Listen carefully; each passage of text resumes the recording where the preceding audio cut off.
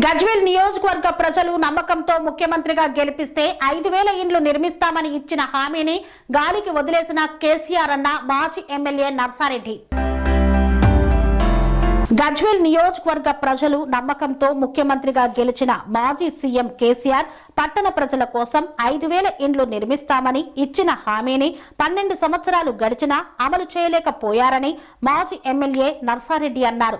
గత ప్రభుత్వంపై తీవ్ర స్థాయిలో విమర్శలు చేశారు.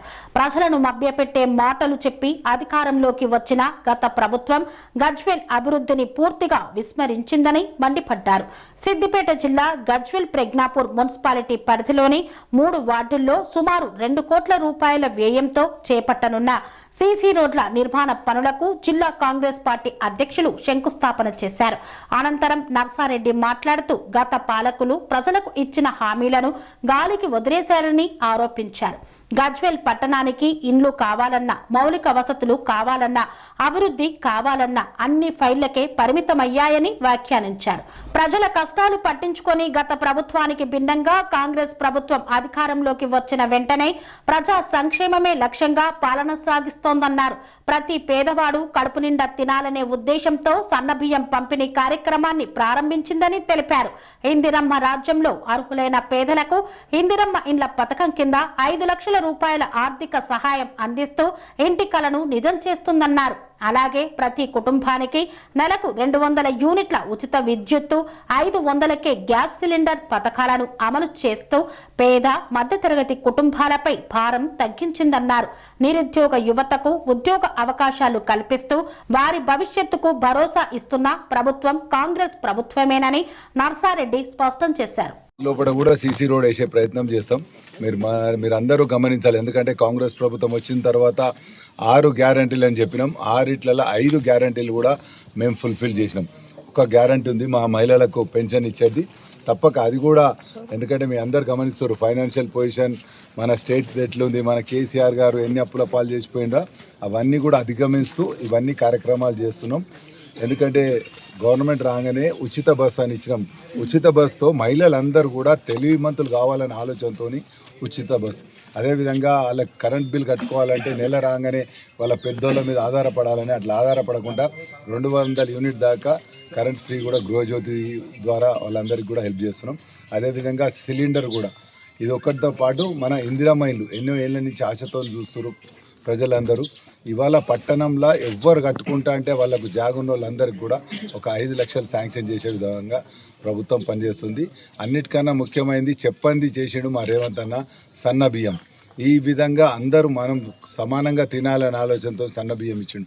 మరి రేపు రాబోయే కాలంలో కూడా మీరు గమనించాలి, గజ్వేల్ పట్టణానికి మన కేసీఆర్ గారు ముఖ్యమంత్రి ఉన్నాక ఎన్ని సీసీ రోడ్లు అయ్యాయని మీరు గమనించాలి. ఒక ముఖ్యమంత్రి అనుకుంటే ఎంత 2 సార్లు ముఖ్యమంత్రి చేసినాం, ఇప్పుడు అపోజిషన్ లీడర్ చేసినాం, కానీ గజ్వేల్ గురించి ఎప్పుడు పట్టించుకోలే. ఎలక్షన్ గెలువంగానే వచ్చేయమన్నాడు 5,000 ఇళ్ళు కట్టిస్తాను, కానీ మీ అందరికి తెలుసు 500 కూడా కట్టియలే. ఒక 1000 కట్టించి అవి కూడా అందరికీ మనకు చాట్ల తోడు ఊసి కొట్లాడబెట్టిండు. మరి ఇప్పుడు కూడా ఆయన బాధ్యత ఉంది, అపోజిషన్ లీడరు. ఆయన వచ్చి సేవ చేయాలి. 3 సార్లు మనం గెలిపించినాం. ఏం చెయ్యని వాళ్ళకు చింతమడక నా పుట్టిన ఊరని తాగుర్రి తందనాలు ఆడరని 10 లక్షలు ఇచ్చాడు. మరి ఇక్కడ అవసరం ఉన్న వాళ్ళకు 1 లక్షనో 2 లక్షలు 5 లక్షలు ఇచ్చి మనల్ని ఆదుకునేది ఉండే. ఎందుకంటే వాళ్ళ ప్రజలు ఆయన ఎప్పుడు ముఖ్యమంత్రి చేయలే.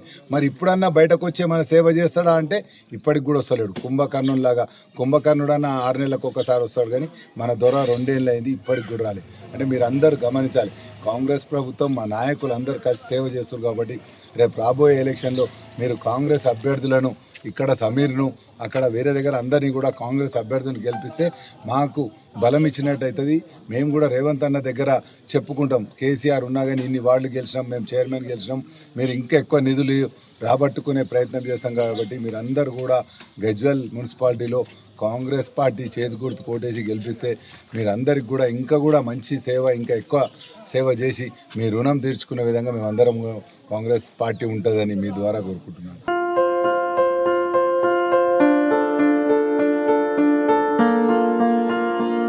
సంస్కృతి, సంప్రదాయం, ప్రేమ, ఆప్యాయత, రాజసం ఉట్టిపడే వేడుకలకు అనువైన ప్రదేశం ఎంఎల్ఎన్ కన్వెన్షన్ హాల్.